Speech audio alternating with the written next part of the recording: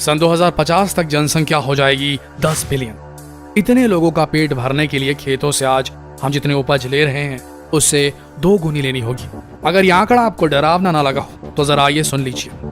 सन 1900 में अमेरिका जैसे डेवलप्ड देश में 10.9 मिलियन किसान थे, लेकिन आज सन 2020 में अमेरिका में किसानी करने वालों की संख्या महज 6.5 मिलियन रह गई है, लगभग आधी। तो जब अमेरिका जैसे देश में जहां लोगों को सुविधा पे सुविधा मिल रही है वो खेत छोड़कर जा रहे हैं, तो भारत जैसे देश का क्या होगा? क्या होगा भारत का, जहां किसानों की आत्महत्या की दर साल दर साल बढ़ती जा रही है? क्या भारत का किसान किसानी करेगा? क्या जैसे सुनार का बेटा सुनार बनता है, डॉक्टर का बेटा डॉक्टर, नेता का बेटा नेता, क्या भारत का किसान पिता अपने बच्चे को किसान बनाना चाहेगा? हमें तो नहीं लगता।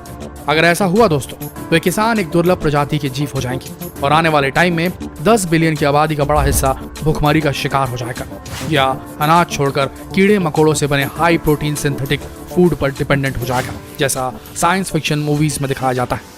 असलियत यह है, हमारे फैलाए प्रदूषण और कारखानों से निकलने वाले जहरीले केमिकल से मिट्टी जब तक बंजर होगी उससे कहीं पहले जमीन में पसीना बहाकर अनाज उगाने वाले किसान लुप्त हो जाएंगे। तो ये था खेती और किसानी से जुड़ा बहुत ही डिप्रेसिव और निराशाजनक पहलू। लेकिन आपने शायद वो कहावत सुनी होगी, लाइफ फाइंड्स इट्स वे, जिंदगी अपना रास्ता खोज लेती है। खेती और उपज की इस गंभीर स्थिति के बारे में कृषि वैज्ञानिक भी सचेत है और अब इसका रास्ता धीरे धीरे निकलता दिखाई दे रहा है और ये रास्ता टेक्नोलॉजिकल एडवांसमेंट के थ्रू आगे बढ़ेगा। आज हम आपको खेती का भविष्य दिखाने वाले हैं जो महज 2 दशक दूर है। आज हम आपको दिखाएंगे फ्यूचर ऑफ फार्मिंग। सन 2050 तक कितनी एडवांस्ड हो जाएगी खेती।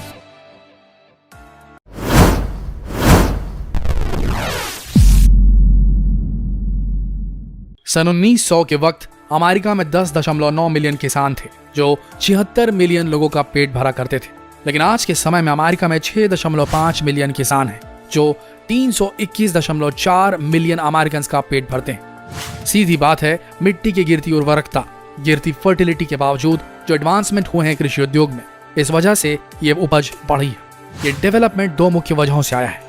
एक है बिजली की आपूर्ति और दूसरा मशीनों का उपयोग। और आने वाले दशकों में खेती में मशीनों का यूज, खासकर आर्टिफिशियल इंटेलिजेंस से लैस मशीनों का यूज बढ़ने वाला है और साथ ही बढ़ेगी पैदावार भी।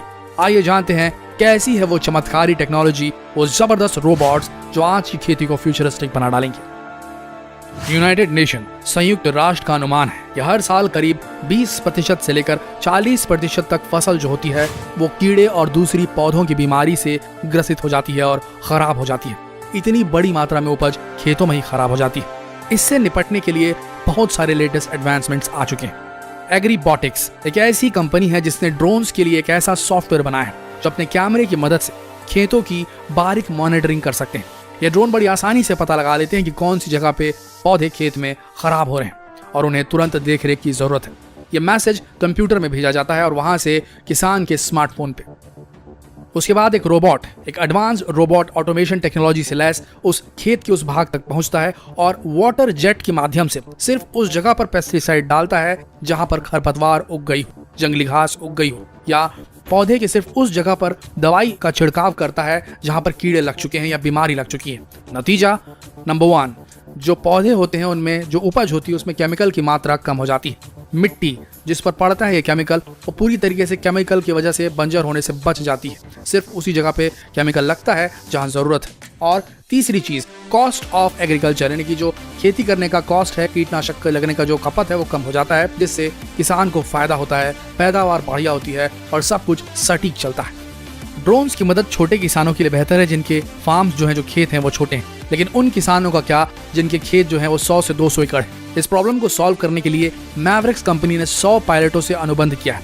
इन पायलटों के पास लाइट एयरक्राफ्ट व्हीकल है जिसमें मल्टी स्पेक्ट्रल कैमरास लगे हुए हैं। ये प्लेन खेतों के ऊपर से उड़ते हैं और इनमें लगा कैमरा खेतों का डेटा इकट्ठा करता है और उसकी मॉनिटरिंग करता है। सारी डिटेल्स को एक डेटाबेस में डाल दिया जाता है। वहाँ कंप्यूटर एप्लीकेशन मशीन लर्निंग के माध्यम से सारी चीज़ों का एनालिसिस करता है और बता देता है कि कीड़े कहाँ फैले हैं, बीमारी कहाँ फैली है, कहाँ पेस्टिसाइड की ज़रूरत है, कहाँ फर्टिलाइज़र की ज़रूरत है। और इस तरीके से इस डेटा को हर खेत में इम्प्लाई किया जा सकता है। इसके अलावा प्लैनेट लैब्स नाम की ऐसी कंपनी है जो सैटेलाइट इमेजेस के थ्रू क्यूब स्टैट्स बनाती है जिसमें कैमरे लगे होते हैं। ये कैमरे खेतों का डेटा इकट्ठा करते हैं और उसकी मॉनिटरिंग करते हैं। ये कंपनी अंतरिक्ष से ही पता लगा लेती है कि खेत में कौन सी जगह पर दिक्कत है मॉनिटरिंग करने के अलावा ऐसी कंपनियां हैं जो एनालिटिकल सॉफ्टवेयर बनाने का काम कर रही है। ये सॉफ्टवेयर हर खेत के पूरे डेटा को एकत्रित करके किसानों को ये डेटा प्रोवाइड करता है। इसके अलावा ऐसे सेंसर्स मशीनें आ गई हैं जो मिट्टी की गुणवत्ता को रियल टाइम माप सकती हैं। किस मिनरल, किस तत्व की कमी है मिट्टी में, इसे पता लगा लेती है। इस मशीन का नाम है बोनी रॉब, एक ऐसी मशीन जो खेत से मिट्टी का सैंपल लेती है। सैंपल लेने के बाद ये मिट्टी को तरल पदार्थ में बदलती है और उसके बाद ये एनालाइज करती है कि इस मिट्टी में पीएच कितना है, फास्फोरस लेवल कितना है, और इससे किसान को पता चल जाता है कि ऐसी मिट्टी में कौन सी फसल लगानी चाहिए, कौन से उर्वरकों का इस्तेमाल करना चाहिए। अभी एक नया टर्म काफी फ्लैश हो रहा है जिसका नाम है वर्टिकल फार्मिंग। आपको बता दें, वर्टिकल फार्मिंग हाइड्रोपोनिक सिस्टम से चलती है। इसमें मिट्टी की जरूरत नहीं होती। जी हाँ, बिना मिट्टी के पौधों को उगाया जाता है, खेती की जाती है। इस तरह की खेती में चेंबर बना के एक के ऊपर एक फसलों को उगाया जाता है, इसीलिए इसका नाम वर्टिकल फार्मिंग पड़ा। और उन पौधों को पानी देने के लिए पाइप का इस्तेमाल किया जाता है। इस तरह के पाइप में लगातार पानी बहता रहता है और इस बहते हुए पानी में पौधों की जड़ें डूबी रहती हैं और इस तरह की खेती को हाइड्रोपोनिक सिस्टम कहा जाता है। इस तरह की खेती ज्यादातर शहरों में की जा रही है जहां जमीन की मारामारी है। लेकिन हैरान करने वाली बात यह है कि इस तरह की खेती में एक तो बिजली का कम से कम उपयोग होता है और दूसरी चीज ये पूरी तरीके से ऑर्गेनिक खेती होती है, केमिकल लेस खेती होती है। कम जगह का इस्तेमाल करके ज्यादा उत्पादन किया जाता है इस तकनीक से। इस तरह की खेती करने के लिए आर्टिफिशियल लाइट की जरूरत होती है, जिससे एक आर्टिफिशियल एनवायरनमेंट क्रिएट किया जाता है जो बाकी फसलों के मुकाबले ज्यादा उत्पादन देता है। इस तरह की खेती में नीले और लाल रंग की रोशनी का प्रयोग किया जाता है ताकि पौधों को उगाने के लिए जिस फोटोसिंथेसिस प्रक्रिया की जरूरत होती है उसे पूरा किया जा सके। इसके अलावा यूके के कुछ रिसर्चर्स ने एक ऐसी मशीन बनाई है जो बड़ी आसानी से स्ट्रॉबेरीज को पेड़ों से तोड़ने का काम कर रही है और हैरानी की बात यह है कि इंसानों से कहीं ज्यादा तेज काम करती है। शोधकर्ताओं का कहना है कि आने वाले समय में वो ऐसी फ्रूट पिकिंग मशीन्स बनाने वाले हैं जो स्ट्रॉबेरी के अलावा बाकी फलों को तोड़ने में भी सहयोग करेगी। ऑटोनोमस फार्मिंग यानी कि पूरी तरीके से रोबोट्स के माध्यम से होने वाली फार्मिंग। ऑटोनोमस फार्मिंग को बढ़ावा देने के लिए यूके के हार्पर एडम्स के कुछ रिसर्चर्स ने पूरे 1 हेक्टेयर में मशीनों के द्वारा फसल उगाई और हैरानी की बात यह थी, इस फसल को उगाने के लिए उन्होंने किसी भी इंसानी हाथ की मदद नहीं ली। पूरे के पूरे 1 हेक्टेयर की फसल मशीनों के द्वारा उगाई गई थी। तो दोस्तों, इस तरीके से एडवांसमेंट होने वाले हैं फार्मिंग में। फार्मिंग का फ्यूचर कुछ इस तरीके का है। लेकिन अगर आपको वाकई में भविष्य में एंटर करना है, खेती भविष्य में किस प्रकार की होगी ये जानना है, तो आपको जानना होगा क्रिस्पर टेक्नोलॉजी को, जो जेनेटिक म्यूटेशन कराने का एक टेक्निक है, जेनेटिक मॉडिफिकेशन करने की एक टेक्निक है, क्रिस्पर Cas9। क्रिस्पर जो नाम है वो क्रिस्पर Cas9 तकनीक का छोटा नाम है। दरअसल क्रिस्पर डीएनए में पाए जाने वाले विशेष छोटे छोटे खंड होते हैं और Cas9 एक प्रकार का एंजाइम होता है जो एक तरह से कैंची की तरह काम करता है। इसी एंजाइम के माध्यम से क्रिस्पर्स में एडिटिंग करते हैं जो जेनेटिक इंजीनियर्स होते हैं। और अब वो समय आ गया है कि जेनेटिक इंजीनियरिंग के माध्यम से हम पौधों की क्वालिटीज को चेंज कर सकते हैं, उनकी पैदावार बढ़ा सकते हैं, उनकी रोगों के प्रति प्रतिरोधक क्षमता को बढ़ा सकते हैं, जिससे फसल ज्यादा रेजिस्टेंट होगी, उसमें कीड़े कम लगेंगे, बीमारियां कम होगी और पैदावार ज्यादा होगी। आपको बता दें, 2 बड़ी बड़ी एग्रीकल्चर कंपनी जिनका नाम है ड्यूपॉन्ट और सिंजेटा, इन दोनों कंपनियों ने जीनोमिक सिलेक्शन के माध्यम से 2 अलग अलग तरह के मक्के की पैदावार को बढ़ावा दिया है और उस बीज का नाम है एक्वामैक्स और आर्टिसन। इनसे जबरदस्त पैदावार बढ़ती दिखाई दे रही है। एक और कंपनी है जो जेनेटिक मॉडिफिकेशन के क्षेत्र में काम कर रही है, नेक्स्टजेन। इस कंपनी का एक नया प्रोजेक्ट है जिसका नाम है कासावा प्रोजेक्ट। ये प्रोजेक्ट अफ्रीका में चल रहा है। इसका मकसद है जेनेटिक इंप्रूवमेंट करके कसावा नामक अनाज के पौधों की ज्यादा से ज्यादा उत्पादन करना, क्योंकि अफ्रीका के लोगों के लिए मेन फूड है।